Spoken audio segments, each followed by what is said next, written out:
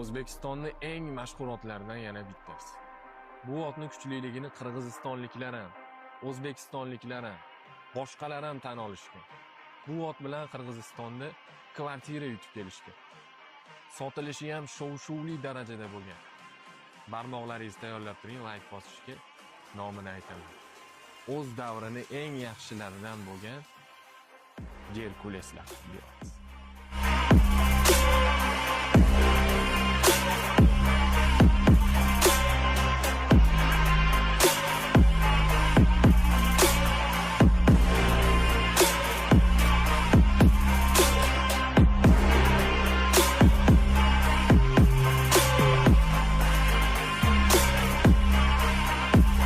Квартира.